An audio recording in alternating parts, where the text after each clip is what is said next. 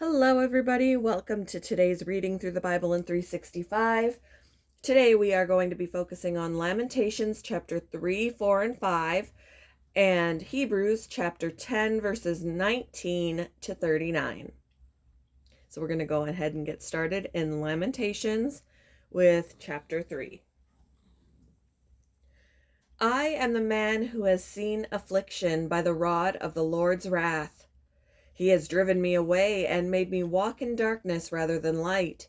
Indeed, he has turned his hand against me again and again all day long. He has made my skin and my flesh grow old and has broken my bones. He has besieged me and surrounded me with bitterness and hardship. He has me dwell in darkness like those long dead. He has walled me in so I cannot escape. He has weighed me down with chains. Even when I call out or cry for help, he shuts out my prayer. He has barred my way with blocks of stone. He has made my paths crooked. Like a bear lying in wait, like a lion in hiding, he dragged me from the path and mangled me and left me without help. He drew his bow and made me the target for his arrows. He pierced my heart with arrows from his quiver. I became the laughingstock of all my people. They mock me in song all day long. He has filled me with bitter herbs and given me gall to drink. He has broken my teeth with gravel. He has trampled me in the dust. I have been deprived of peace. I have forgotten what prosperity is. So I say, my splendor is gone and all that I had hoped from the Lord. I remember my affliction and my wandering, the bitterness and the gall. I well remember them, and my soul is downcast within me. Yet this I call to mind, and therefore I have hope. Because of the Lord's great love, we are not consumed, for his compassions never fail. They are new every morning. Great is your faithfulness. I say to myself, the Lord is my portion, therefore I will wait for him.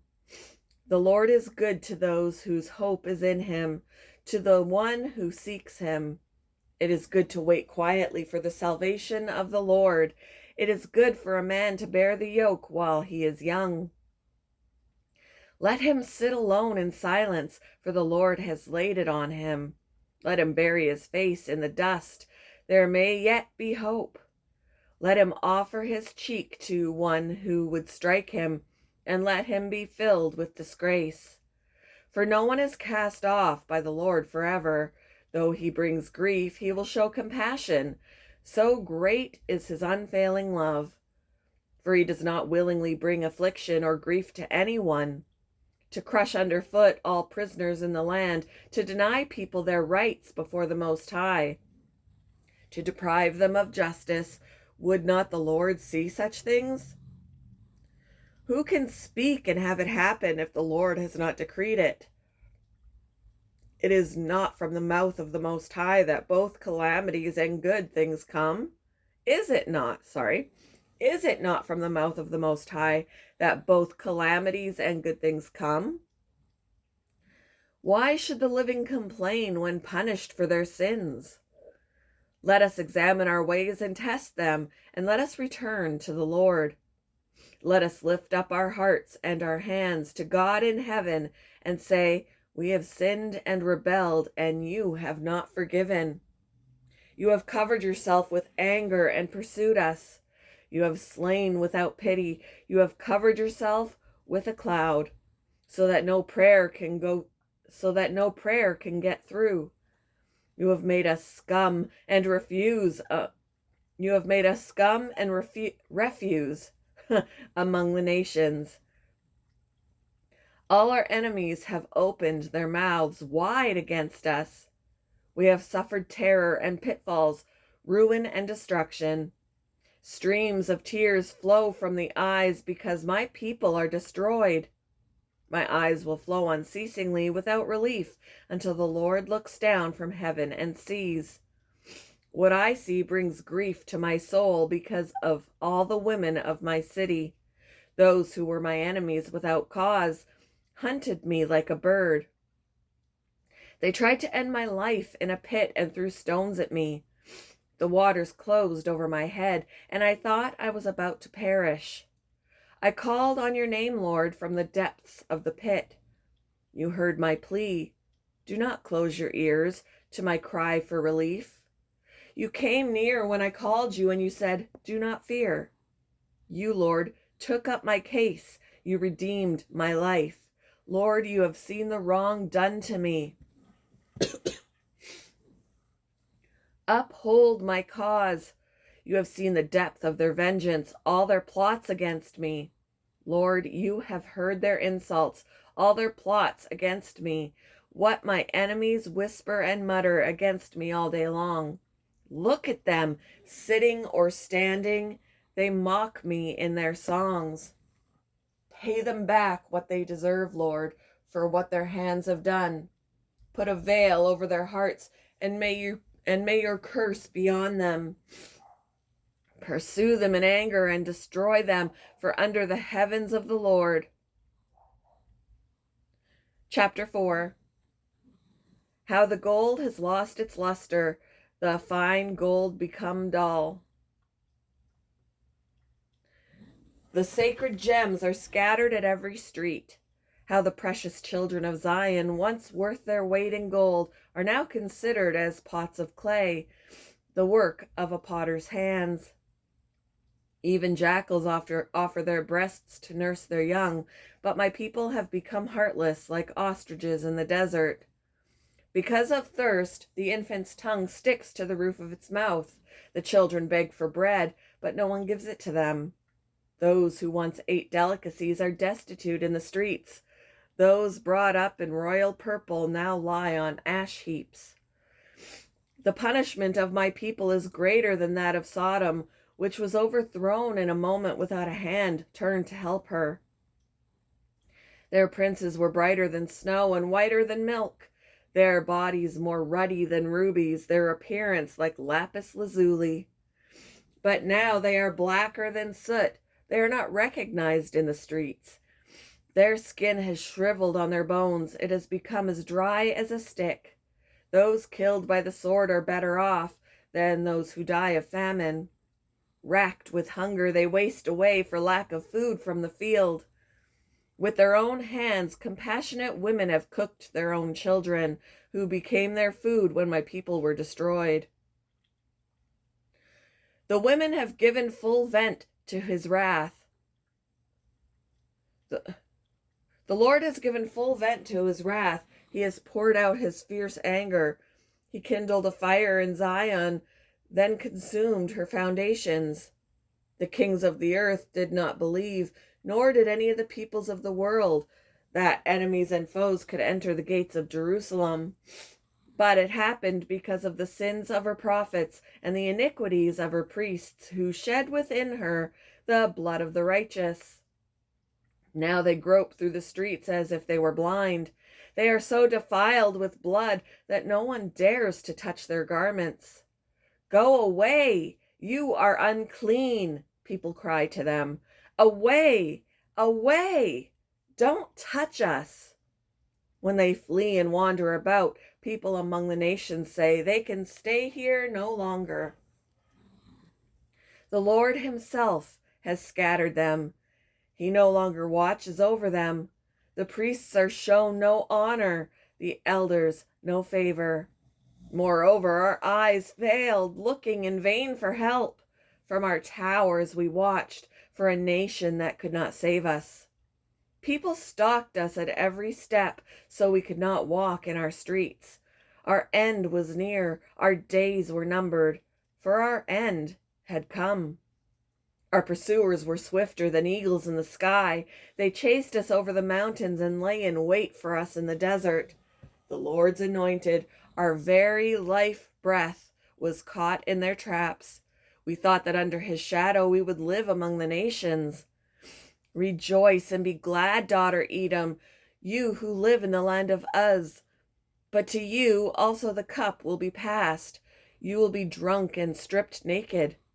Your punishment will end, daughter Zion. He will not prolong your exile, but he will punish your sin, daughter Edom, and expose your wickedness. Chapter 5. Remember, Lord, what has happened to us. Look and see our disgrace. Our inheritance has been turned over to strangers, our homes to foreigners. We have become fatherless, our mothers are widows. We must buy the water we drink. Our wood can be had only at a price. Those who pursue us are at our heels. We are weary and find no rest. We submitted to Egypt and Assyria to get enough bread. Our ancestors sinned and are no more, and we bear their punishment. Slaves rule over us, and there is no one to free us from their hands. We get our bread at the risk of our lives because of the sword in the desert. Our skin is hot as an oven, feverish from hunger. Women have been violated in Zion, and virgins in the towns of Judah. Princes have been hung by their hands. Elders are shown no respect. Young men toil at the millstones. Boys stagger under loads of wood. The elders are gone from the city gate. The young men have stopped their music. Joy is gone from our hearts. Our dancing has turned to mourning. The crown has fallen from our head. Woe to us, for we have sinned. Because of this, our hearts are faint. Because of these things, our eyes grow dim for Mount Zion, which lies desolate with jackals prowling over it. You, Lord, reign forever. Your throne endures from generation to generation. Why do you always forget us?